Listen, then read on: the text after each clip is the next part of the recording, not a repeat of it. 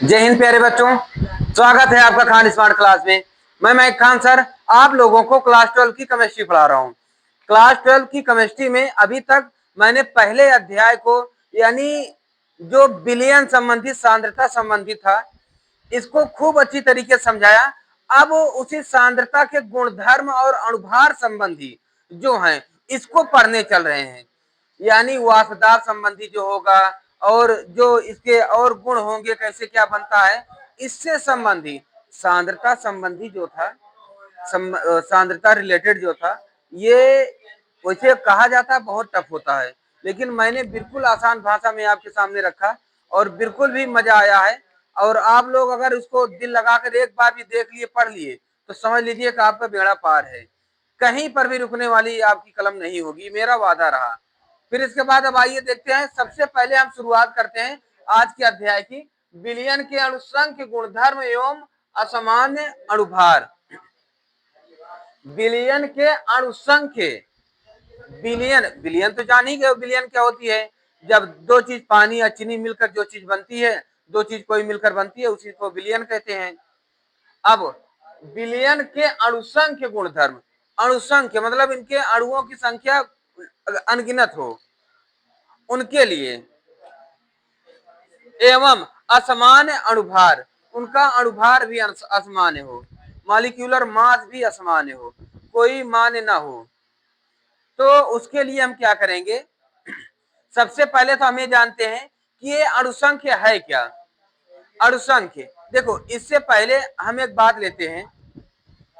जैसे मान लो कि हम एक कोई प्लेट लिए या कोई भगोना लिए, बर्तन लिए, उस पे हम पानी गर्म कर रहे हैं, है ना? पानी गर्म कर रहे हैं। अब भगोने में पानी गर्म कर रहे हैं, कुछ देर बाद टेम्परेचर जो हाई हो जाएगा उसका, तो भाप बन के उड़ने लगेगी, है ना? उड़ने लगेगी। अब जब भाप बन के उड़ने लगती है तो उसी में आप क्या करोगे? एक मुट्ठी चीनी या नमक कुछ भी डाल दो, कुछ भी डाल दो। तो जब डाल दोगे तो भाप बन के जो उड़ना हो रहा है, अब वही बैठ जाएगी, अब नहीं उड़ेगी कुछ देर ना, ऐसा ही होगा, है ना? अब क्यों होगा? अब वो जहां जाकर बैठेगी आपको दिखाई भी देगी, है ना? क्योंकि ये अवाष्पशील है, जो चीज डाल रहे हो ये वो अवाष्पशील है, अवाष्पशील विलय है। इसको आप डाल दिए, अब जब वहां पर गया, फिर कुछ देर रुकने के बाद अब ये इसका वाष्प के लिए जगह कम होगा, है ना? तो इसके अणुसंख्य गुणधर्म भी कम घट जाएगी, है ना? अब बात इस पर नहीं निर्भर करता कि आपने चीनी डाला है कि क्या डाला है। अब बात इस बात पर है कि आपने कितना कण डाला है, कितने कण से हमारा वाष्प रुक गया है, उसी को कहते हैं अणुसंख्य गुणधर्म। उसी को क्या कहते हैं?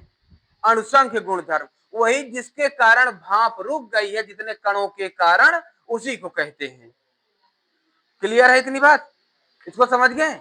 इसी को कहते हैं। अब यानी अब अगर अणुसंख्य को जानना है तो ये लैटिन भाषा के कोलिगेटिव से लिया गया है। कहां से?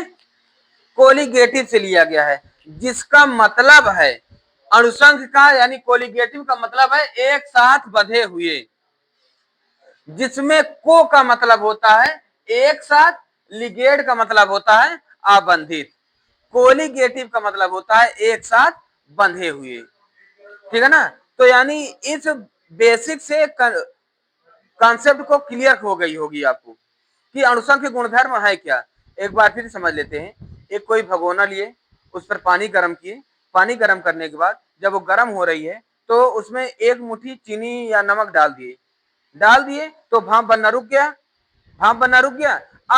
अब हम कितना डाले हैं ये क्या डाले हैं ये जरूरी नहीं है, जरूरी ये है कितना कण डाले हैं। उसी कणों को, जो कण जाकर अब वाष्प दाब की अवनमन को कम कर दिया है, उसी को ही हम कहते हैं अणुसंख्य गुणधर्म। जिसके कारण वाष्प बनना बंद हो गया था, उसी को कहते हैं अणुसंख्य गुणधर्म। ठीक है ना? समझ गए? यही कॉन्सेप्ट लेकर चलना है हमें।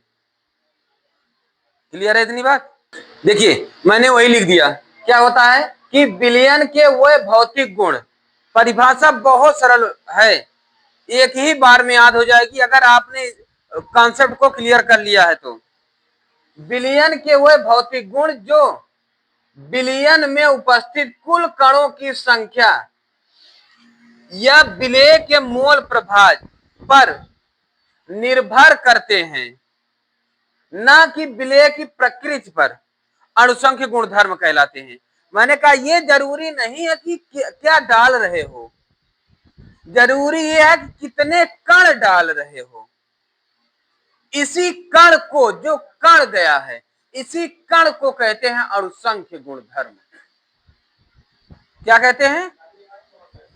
क्लियर है ना? अगर अणुसंख्य गुणधर्म समझ गए हो तो क्वथनांक में उन्नयन को भी समझ जाओगे, बहुत आसान भाषा में। ठीक है ना? एक बार जल्दी से इसका स्क्रीनशॉट ले लो, तो फिर इसके प्रकार को अब ये बताओ। इसको तो वासुदाब का अवनमन या राउल्ट के नियम, इसको समझा दिया हूं पिछले लेक्चर में, है ना? इसको बताना नहीं है, अगर इसको देखना है पिछले लेक्चर में जाकर देख लेना आप, है ना? अब हम अगली हेडिंग क्वथनांक में उन्नयन को बताने चल रहे हैं। क्वथनांक में उन्नयन बहुत सरल है, बहुत ही ज्यादा महत्वपूर्ण है, आने वाले प्रश्न होते हैं। ठीक है ना? एक बार इसका जल्दी से स्क्रीनशॉट ले लो तो हम क्वथनांक में उन्नयन को बताएं। अब देखते हैं क्वथनांक में उन्नयन।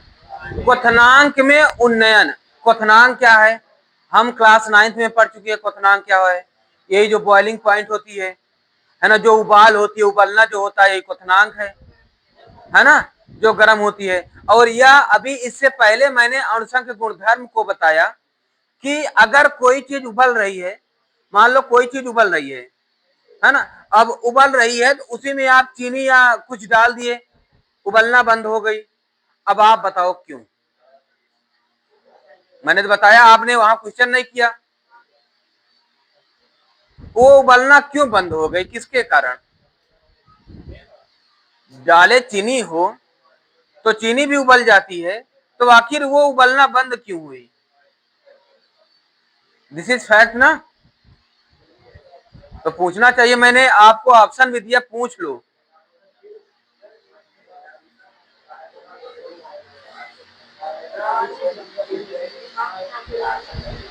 क्योंकि भैया ये जो ये जो पानी की गर्मी है, ये चीनी की गर्मी जो है ना, चीनी जो है, ये पानी की गर्मी को सोख लिया, पानी की गर्मी को सोख लिया।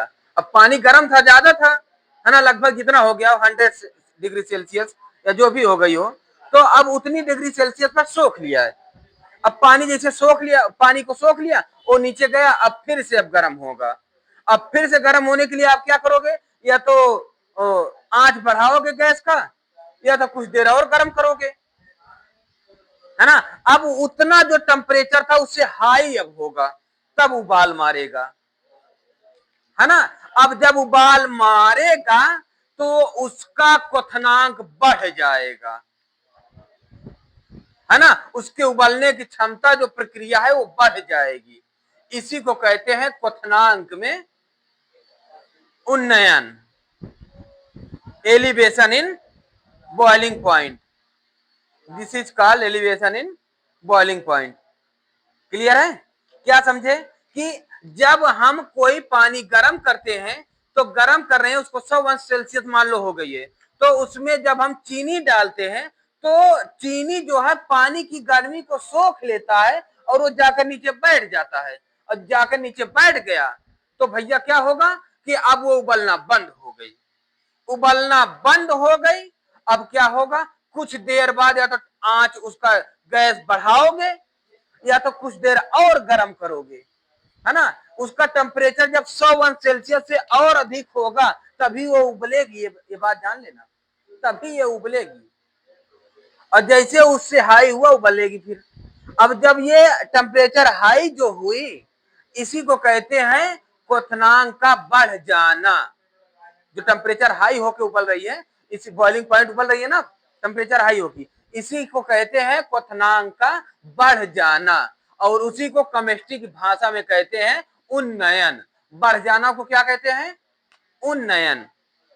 क्लियर है इतनी बात? इसको समझ गए क्वथनांक में उन्नयन को, है ना? परिभाषा लिख दूं, फिर इसके बाद फिर जो अलग अलग है मैं उसको समझा देता हूं, ठीक है ना? पहले परिभाषा लिख दूं तो और आसानी समझ जाओगे। चलिए अब वही चीज जो समझाया, क्या कह रहा है, क्वथनांक में उन्नयन क्या होता है। पहले क्वथनांक क्या होता है, क्वथनांक को समझ जाओ। क्वथनांक वही जो बॉइलिंग पॉइंट होती है, जो उबाल होती है, वही कहते नहीं बहुत उबल रहे हो भैया, है ना, तुम्हारा भी दबने का समय आ गया, उबलो ना, उबलने वाले ही दब जाते हैं अगर एक कोई बाहरी चीज आकर मिल जाए तो, है ना, तो उबालना सबका बंद कर देती है। तो वही चीज कह रहे हैं, वह ताप जिस पर किसी द्रव का वाष्प दाब वायुमंडलीय दाब के बराबर हो जाता है, जैसे जाय के मिला भैया, बराबर हो जाता है, द्रव का क्वथनांक कहलाता है। क्लियर है ना? ये तो कक्षा 9 में भी पढ़े हो, 8 9 7 8 9 इससे पढ़ते चले आए हो क्लास 9 से ना। और फिर उसके बाद क्वथनांक में उन्नयन यानी एलिवेशन इन बॉइलिंग पॉइंट, ये समझना फिर वही बात है जैसे मैंने समझाया। क्या? शुद्ध विलायक के क्वथनांक, शुद्ध विलायक के क्वथनांक यानी जो पानी उबल रही है, शुद्ध विलायक के क्वथनांक की तुलना में विलयन का क्वथनांक यानी पानी चीनी चीनी जो भी डाले उसमें जाकर मिल गई विलयन हो गई, है ना, विलयन का क्वथनांक हमेशा अधिक होता है। यानी ये मान लो पानी है, ये चीनी है ना, अब ये चीनी जाकर मिल गई, पानी पहले था विलायक था, इसका क्वथनांक, ये चीनी जाकर मिल गई तो अब मिल गई विलयन बन गई, अब इसके क्वथनांक से पानी वाला क्वथनांक से अधिक ये हो जाएगा जिसमें चीनी जाकर मिल गई है। क्योंकि भैया पहले जो उबाल हो रही थी उसके बाद अब उबाल करने के लिए आप क्या करोगे भाई, टेम्परेचर अधिक करोगे ना, है ना, तो वही हमेशा अधिक होता है। क्वथनांक में होने वाली इस वृद्धि को हम क्वथनांक में उन्नयन कहते हैं। इसे डेल्टा टी से व्यक्त करते हैं, delta T equal T minus T अंश। इतनी बात समझ गए? कई बार कई किताबों में मोलर से संबंधित इसका एक डिफिनीशन है, उसको बता देते हैं, एक डेरिवेशन छोटा सा है सूत्र के साथ, उसको बता देते हैं। लेकिन मैं इसको पहले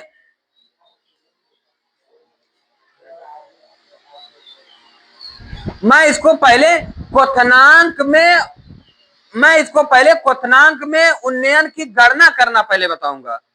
पहले क्वथनांक में उन्नयन की गणना करना अगर जान जाओगे उसके बाद वो तो आराम से निकाल ही लोगे, ठीक है ना। मेन जो है, मेन जड़ पकड़ो, ठीक है ना, इस बात को समझ गए? तो एक बार अगर इसे समझ गए हो तो आज के इस वीडियो में केवल यहीं तक रहेगी। अगले वीडियो में हम मिलते हैं क्वथनांक में उन्नयन की गणना करना। वीडियो लंबा भी ना हो, आपको पढ़ने में भी आनंद आए, ठीक है ना। और हाँ, अगर मजेदार तरीके से हमारा वीडियो पसंद आ रहा हो तो अपने दोस्तों तक शेयर करना भूल जा रहे हो आप, शेयर जरूर करो, बताओ जरूर, मजेदार तरीके से पढ़ाई हो रही है, ठीक है ना। और इसी तरह अपने नोट्स को बनाते रहो, नोट्स एकदम दमदार दे रहा हूं, ये दमदार शानदार आपकी जिंदगी में बनेगा चमकदार। तो इस बात को याद रखना कि भूल न जाना, खान स्मार्ट क्लास में पढ़ना, बार बार यही याद रखना, ठीक है ना। जय हिंद।